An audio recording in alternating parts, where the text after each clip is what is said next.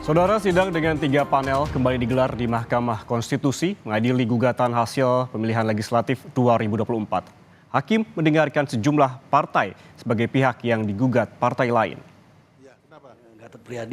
Yang didengarkan adalah jawaban Partai Persatuan Pembangunan atau P3, Golkar, Partai Amanat Nasional, Partai Keadilan Sejahtera, serta Partai Kebangkitan Bangsa. Sejumlah partai menggugat hasil Komisi Pemilihan Umum atau KPU dalam pemilihan legislatif 2024. Mereka mengklaim ada kekurangan suara pada hasil pileg yang merugikan jumlah kursi di DPR. Pokok-pokok saja, Pak. Assalamualaikum warahmatullahi wabarakatuh. Waalaikumsalam. Untuk gugatan Partai Solidaritas Indonesia atau PSI, Hakim MK Anwar Usman tak boleh ikut bersidang.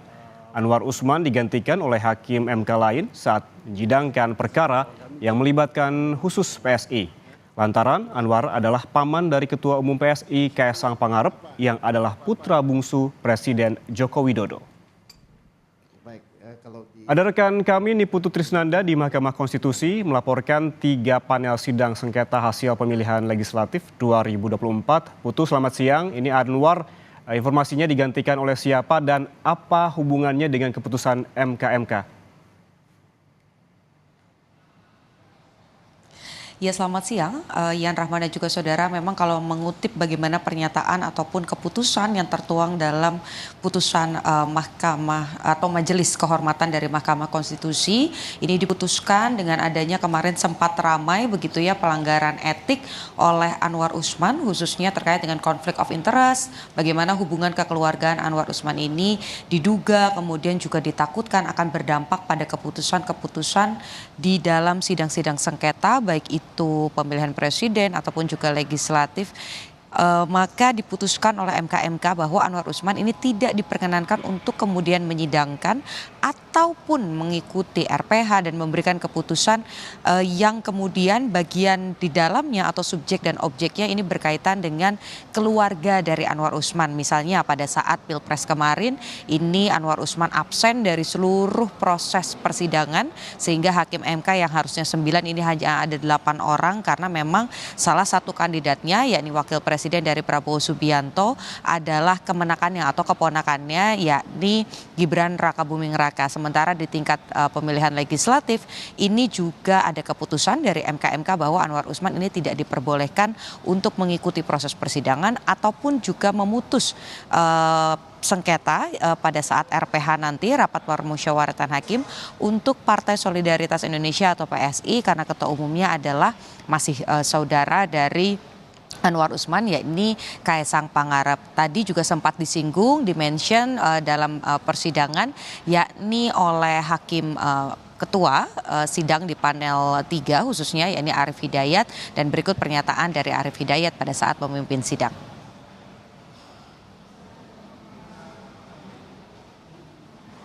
Pada sesi pagi ini ada 8 perkara 04, 27, 279, 91, 106, 163, 68, dan 12. Pada sesi yang pertama dan perkara pertama, hakim panelnya terdiri dari Prof. Guntur, Prof. Eni, dan saya sendiri. Begitu selesai penyampaian jawaban termohon, keterangan pihak terkait, dan Bawaslu, maka break dulu 5 menit, berganti hakim, karena Prof. Guntur menuju ke panel 1 ya. Panel 1, kemudian digantikan Yang Mulia Prof. Anwar ya. Karena tadi untuk memenuhi kuota panel ini harus ada 3 hakim yang kemudian menjalankan proses sidang, sehingga posisi Anwar Usman ini tadi sempat digantikan terlebih dahulu oleh Guntur Hamzah yang seharusnya kalau melihat bagaimana pembagian hakim, Guntur Hamzah ini menjadi hakim anggota di panel 1, dan itu juga akhirnya berdampak pada panel 1 yang harus menunda mulainya persidangan yang seharusnya serentak dimulai pada pukul 8 pagi, ini baru dimulai pada pukul 8 lebih 30 menit waktu Indonesia bagian Barat. Tadi persidangan terkait dengan PSI ini sebetulnya bukan pemohonnya tetapi merupakan pihak terkait. Meskipun demikian bukan pemohon tapi karena masih ada dalam proses persidangan sebagai pihak terkait sehingga tadi mekanisme ini digunakan bagaimana kemudian Anwar Usman digantikan oleh Guntur Hamzah, proses persidangan berlanjut dan ketika perkara ini berganti baru nanti sidang di break begitu ya kalau lihat bagaimana proses jalannya persidangan tadi. Kemudian Anwar Usman kembali masuk ketika perkara berganti dan Guntur Hamzah kembali ke panel 1 untuk memulai proses persidangan. Yan Rahman. Anwar Usman digantikan oleh Guntur Hamzah mengingat pada persidangan ini melibatkan PSI. Lalu yang menjadi pertanyaan lainnya dalam persidangan ini Putu, bagaimana dengan nasib P3 setelah mencabut sebagian isi gugatannya di MK?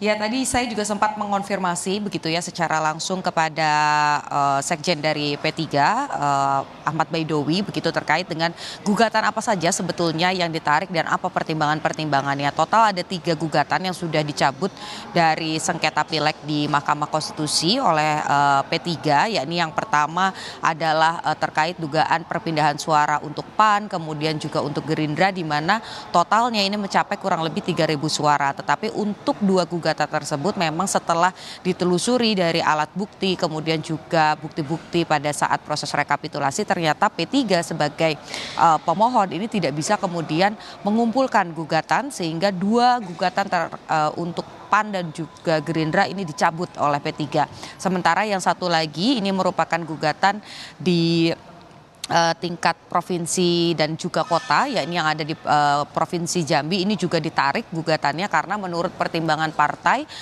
sengketa yang terjadi ini merupakan sengketa internal jadi sebetulnya bisa diselesaikan secara internal. Pertanyaannya kalau kita bicara soal P3 tentu saja ini berkaitan dengan ambang batas parlemen di mana sedikit lagi sebetulnya P3 ini bisa memenuhi syarat untuk kemudian memenuhi 4% sehingga bisa mendapatkan kursi di Senayan begitu ya menjadi anggota DPR. Tetapi karena memang masih kurang meskipun sudah mengumpulkan kurang lebih 5 juta suara begitu tidak memenuhi ambang batas yang 4% sehingga P3 terancam untuk tidak lolos ke Senayan. Nah kalau melihat bagaimana proses jalannya persidangan tadi dari 2 gugatan ada 3.000 suara yang kemudian tidak jadi disengketakan. Kemudian kalau yang Jambi ini tidak dihitung dampaknya pada ambang batas karena memang ini merupakan suara internal jadi siapapun yang keluar sebagai yang lebih tinggi begitu ya dari urut-urutan perolehan suara partai tentu saja ini tidak berdampak pada bertambah atau berkurangnya suara partai. Tapi kalau tadi saya berbincang dengan Ahmad Baidowi disampaikan memang ini ada 2 harapan yang ditaruh oleh P3. Yang pertama ini memang suara-suara tersebut dari sengketa-sengketa yang lain ini diamini oleh Mahkamah Konstitusi, gugatannya diterima sehingga ini bisa memenuhi ambang batas khususnya bagaimana kemudian di daerah Papua Pegunungan ini juga bisa memenuhi begitu ya suara dari P3 sehingga memenuhi ambang batas dan akhirnya lolos begitu sesuai dengan apa ketentuan yang sudah diputuskan di tingkat pemilu legislatif. Tapi yang kedua adalah ada permintaan untuk mengkonversi suara. Jadi karena memang sudah mendapatkan suara kurang lebih 5 juta, tepatnya ini tadi saya catat P3 mendapatkan 5.878.777 suara, kurangnya sekitar 193.088 suara. Nah, ini tetap dikonversi menjadi kursi di DPR. Jadi permintaannya adalah 5 juta suara ini dikonversi sehingga P3 tetap bisa melenggang masuk ke Senayan dan juga untuk kemudian peraturan soal ambang batas yang 4% ini ditinjau ulang atau ditunda. Nah, tapi lagi-lagi ini kembali lagi apakah kemudian permintaan atau permohonan dari P3 tersebut bisa diterima oleh Mahkamah Konstitusi dari nanti pada saat rapat permusyawaratan hakim atau RPH ini dianggap sesuai begitu ya, bukti-bukti juga dinilai cukup sehingga itu bisa menguntungkan P3. Tapi lagi-lagi prosesnya masih panjang karena hari ini baru tahapan mendengarkan keterangan dari pihak terkait, keterangan dari Bawaslu dan juga termohon, kemudian bukti-bukti dari ketiga pihak tersebut ya, pihak terkait, Bawaslu dan juga termohon ini baru disahkan hari ini. Jadi prosesnya masih panjang, masih bisa menghadirkan saksi, masih bisa juga ada perlawanan baik itu dari KPU ataupun juga juga pihak terkait untuk sama-sama mempertahankan suaranya. Mana yang lebih meyakinkan hakim, P3 atau justru pihak terkait dan juga KPU. Kita nantikan prosesnya, paling lambat nanti di bulan Juni akan diputuskan siapa yang sah, mana yang tidak sah atau tidak memenuhi syarat-syarat dan juga bukti-bukti. Kita nantikan bagaimana perjalanannya sampai Juni nanti. Yan Rahman. Baik, terima kasih jurnalis Kompas TV. Ini Putu Trisnanda melaporkan langsung dari Gedung Mahkamah Konstitusi Jakarta.